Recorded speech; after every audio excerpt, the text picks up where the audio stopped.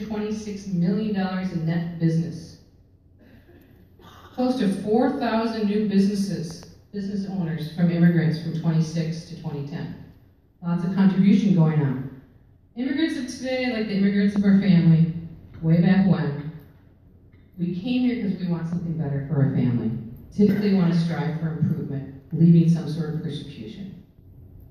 We can go on the county level here in Tennessee, right?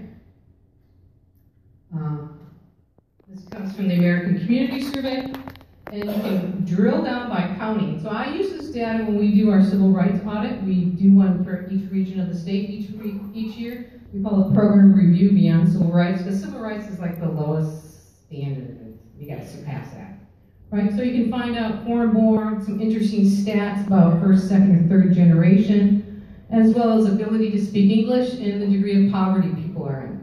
That tells you about your audience, right? Or your potential audience that you're now reaching. There's even data about religion. So in Georgia, from 2007 to 2014, generally speaking, the importance of religion has decreased a bit. That indicates a change in values, right? And those change in values will indicate a change in politics, right? And so all this change is always going on because we're a kaleidoscope. Now let's get to us in this room. So thank you all for taking the survey, those of you did.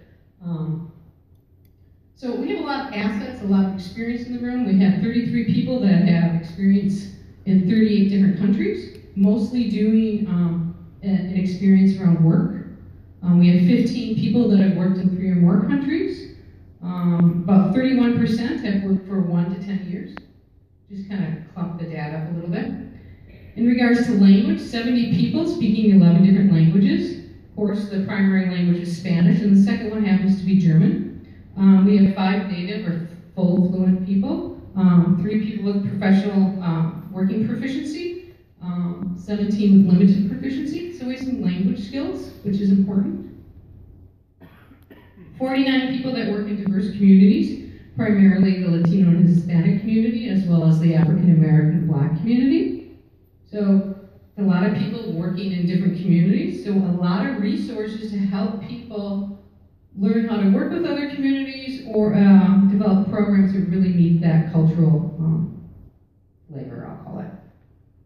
12 people that work with immigrant communities representing 17 countries. Mexico's the #1 country. In Minnesota, our Mexican immigrants, pretty much all of them come from the same community. So when people are doing some sort of leadership program, we're going to have this international experience, like, go to that community in Mexico. Build relationships with them. Imagine what we could do then together. It'd be a very powerful change. Those of you that are incorporating cultural knowledge and global dynamics in your programming, pretty much everyone is. The area for potential improvement seems to be economic and political. Okay, so people are already doing it, which is great. This is the degree of interest. Most people are interested. Some are slightly interested, a few that are not interested at all. Hopefully I've changed your mind today. And then what I want to do is I just want to go back to the kaleidoscope.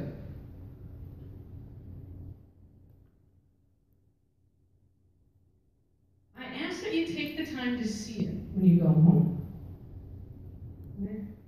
Just take the time to see it. The work isn't easy. The work does take time. But the work has a lot of value. Okay, just take the time to look at the kaleidoscope when you go home. That's all I ask. And I do have one interactive activity that's left, and it's show of hands, who wants to do the activity, who wants to eat. All those in favor of eating, go like this. All those in favor of the activity, go like this. Okay, I think we're eating. And this is what we're going to do. The purpose here is that it's very hard to articulate to our stakeholders why we're doing this work. Why am I going to stop working with this group of people and start working with this group? Why am I spending my time in Morocco? Right? But we need to articulate why there's value to Minnesotans or Nebraskans or Texans, so our stakeholders understand and support it. And so that's what this activity does. It gives you practice to be able to demonstrate the value of working across cultures and integrating the global dynamics. So the next steps, boing, boing, integrating in your project. I will send you the slide. I have all the online resources in a handout that I will send you all the electronic copies of it. USDA actually gave me a chunk of money to develop a community of practice to internationalize extension. So this is for the U.S. extension system. So please join the community of practice. How-to's on the back side. And those of you who want to come to Minnesota next year in 2017, we're hosting the Association of International Agricultural and Extension Education Conference. I'm the current president of the organization. Our next conference is in Portland. Consider joining the organization and coming to the conference, and I hope you guys have a super time, and I'll see you at the Design-a-thon and the parade of people. Peace.